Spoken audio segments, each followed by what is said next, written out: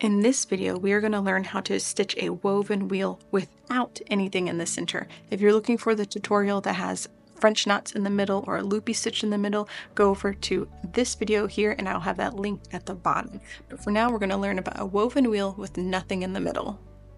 The first thing we need to do is make 5 straight stitches for the spokes on the woven wheel. So starting at the outside of the woven wheel,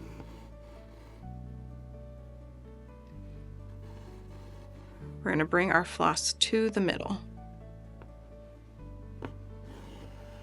Now when you pull this down, you want to make sure you're not pulling it too tight, and if you do pull it too tight, you can use your needle to lift it up just a little, because we're going to be going in and out of these spokes, and so you don't want it so tight that you're not able to fit your needle through it.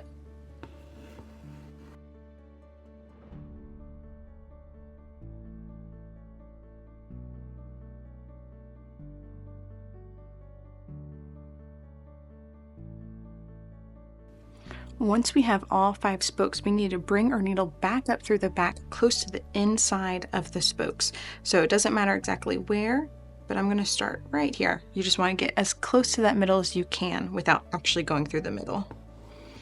Bring all your floss through, and now we're going to weave in and out of each one of these spokes. So I'm right here, so I'm going to go over this one, under this one, over this one, under this one, over, under, over, under. So that's why there's an odd number. So while I'm going over it, this spoke right here the first time, I'm going to be coming under it the next time. And that's what's going to give us that woven wheel look.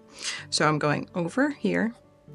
I'm going to pull my floss, and I've gone under here. Now over, under, and pull my floss. Now, if the tighter you pull, the tighter the woven wheel is going to be. I like to do it a little tight, but not too tight, but it's easier to get a few stitches in first before you kind of tighten. So I've gone around all the way once. So what I can do is kind of put my finger there gently in the middle and pull just a little bit. And you can keep doing that as you go over. So I'm over this spoke, I'm going to go under this spoke.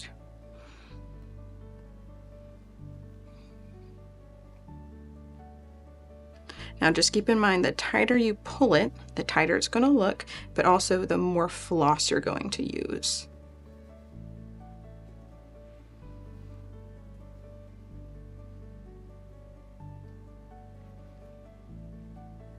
It is also very easy to pull too tight and make it just look just too tight in general.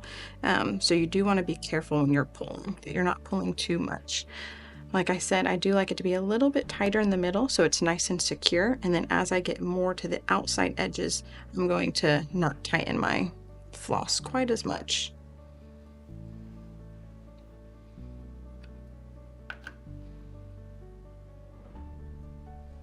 You gotta be careful of spots like this where it kind of wants to jump over it, and you can kind of hold it down and pull just a little bit.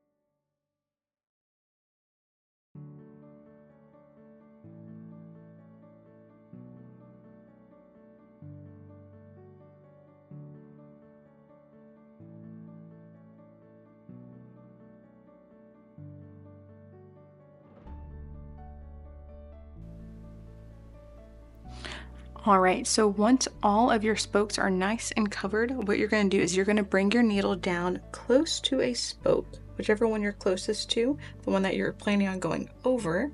So mine's right about here, and I'm going to make sure I kind of tuck it under the flower a little bit. Sorry, you can see it. It's tucked under that flower a little bit.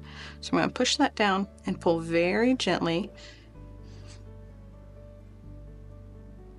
And then I'm going to turn it over and I'm going to tie off. Again, when you make that tie, it needs to be very, very gently. Let's see if I can show you.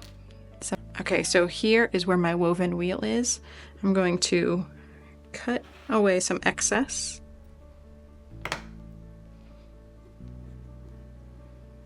And I'm just going to do this very gently. Pull apart my floss and tie a very gentle knot. Because the last thing you want to do is make it a tight knot and then your spokes get revealed on the front. So very gentle. And then I'm going to go a second time. Very gentle. Okay, and then cut away the excess. So there you have a woven wheel. If you enjoyed this tutorial, be sure to like and subscribe for more embroidery tutorials.